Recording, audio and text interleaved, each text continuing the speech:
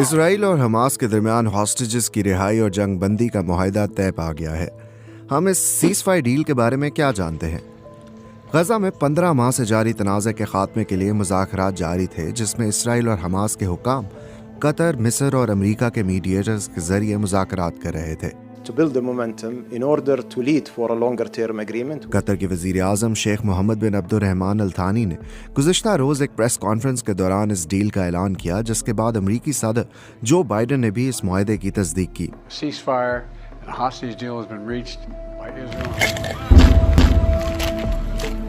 معاہدے کا آغاز اتوار 19 جنوری سے ہوگا اور اس کی مخصوص ٹائمنگ پر تاحال فیصلہ نہیں ہوا ہے۔ معاہدے کا مسودہ 3 مراحل پر مشتمل ہے۔ نیوز ایجنسی روئٹرز سے بات کرتے ہوئے ایک فلسطینی آفیشل کے مطابق اس پیس ڈیل کا پہلا مرحلہ 42 دن یا 60 دن تک جاری رہنے والی جنگ بندی ہے۔ حماس معاہدے کے پہلے مرحلے میں 33 یرغمالیوں کو رہا کر دے گی۔ جنگ بندی کے 16ویں دن اسرائیل اور حماس امن منصوبے کے دوسرے اور تیسرے مرحلے پر مذاکرات شروع کریں گے۔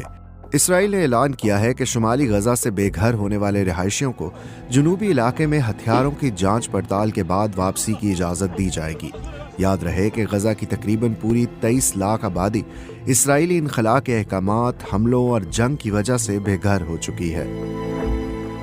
جنگ بندی کے پہلے مرحلے کے تحت اسرائیلی فوج وسطی غزہ کے نتسریم کوریڈور سے نکلنا شروع کرے گی، لیکن فیلاڈیلفی کوریڈور میں کچھ فوجی موجود رہیں گے۔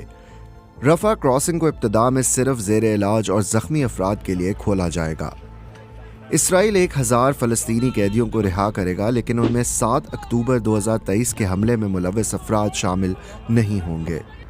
سیز فائر ڈیل کے دوسرے مرحلے میں مزید ہاسٹیجز اور مارے جانے والوں کی لاشوں کو اسرائیل کے حوالے کیا جائے گا۔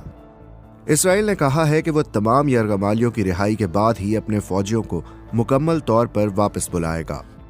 مبینہ طور پر اسرائیل غزہ کے مشرقی اور شمالی اطراف میں 800 میٹر چوڑے بفر زون برقرار رکھے گا، جو اسرائیل کی سرحد کے ساتھ ہے، اور غزہ پر سیکیورٹی کنٹرول برقرار رکھے گا۔ تاہم حماس یا فلسطینی اتھارٹی کو کنٹرول دینے سے انکار کیا گیا ہے۔ امریکہ اور متحدہ عرب امارات کے ساتھ ایک عبوری انتظامیہ کا منصوبہ زیر غور ہے۔ معاہدے کا تیسرا فیز غزہ کی تعمیر نو ہے، جو کئی سالوں تک جاری رہ سکتی ہے، کیونکہ جنگ کے دوران غزہ کا بڑا حصہ ملبے کا ڈھیر بن چکا ہے۔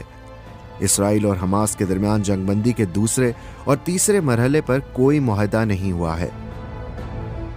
قیدیوں کی رہائی، سرحدی بفر زون اور اسرائیلی افواج کی واپسی جیسے معاملات پر تاحال مکمل